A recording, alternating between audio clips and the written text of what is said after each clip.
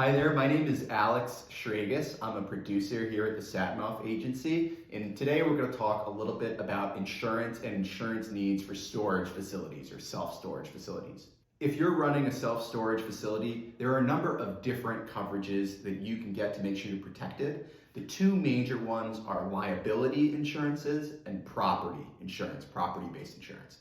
So let's talk about the first one, property. That's going to protect you. The biggest part of property insurance is protecting your business in the event that any of the structures or buildings get damaged. If there's a fire, if there's a flood, if there's a weather event and the buildings are damaged, you're not going to want to have to pay that cost out of pocket. So the property insurance is going to come in and pay to replace those structures, replace those buildings.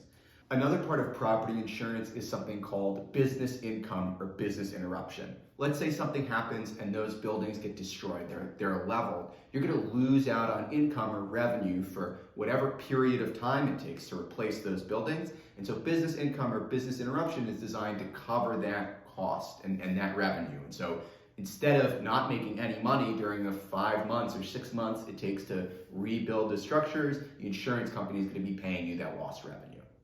Another important facet of property insurance is customer goods liability.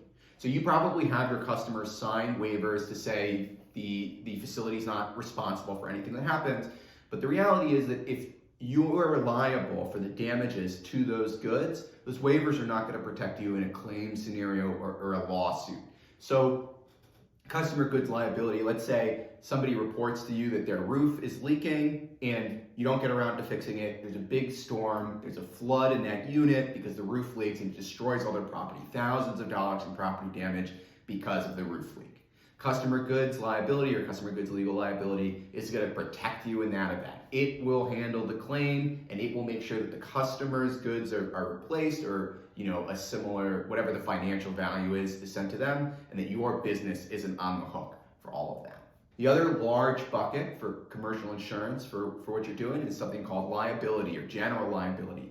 So the very basic version, general liability, is like slip and fall insurance. I'm a customer, I come on to the property to check out my unit and I slip in a puddle and I fall and I break my hip or I break my shoulder, something happens to me. That general liability is going to pay out the claim. So it'll pay my medical bills, if I have emotional distress, it'll make sure that's covered as well. There's also employee or manager personal liability. So I invite my friends back. I'm an employee or I'm the manager of the units. I invite my friends back to have a couple beers, watch a big game, and somebody gets a little too rowdy and hurts themselves. That's not really a business, right? It's not part of the business proceedings, but that personal liability is going to extend to the premises as well, so that you're protected in that event.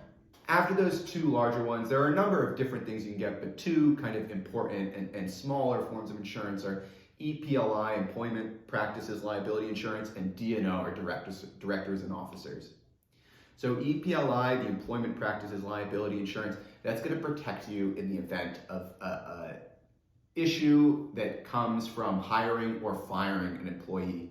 So let's say I have an employee, they're not doing a good job, and I fire them, and a couple weeks later they come to us they present a discrimination lawsuit against the company. EPLI is going to pay the legal fees there, the proceedings, and if there's a decision, they'll help cover the cost of that decision. The other one is D&O, Directors and Officers. So let's say I'm running a larger business, I have multiple different premises, lots of different facilities in several states, and I have a board of directors that's responsible for managing everything. Any decisions that are brought against the company without directors and officers, those officers could be held personally liable. So if there's something that happens at a facility, let's say that they fail to file a certain proceeding in time, or they miss a tax deadline, or let's say it's one of those liability suits that happen because the facility is not up to code. Without that directors and officers insurance covering the board members and people who are operating the business, the board members could be held personally liable. So that directors and officers protects them and protects their personal assets in the event of a lawsuit.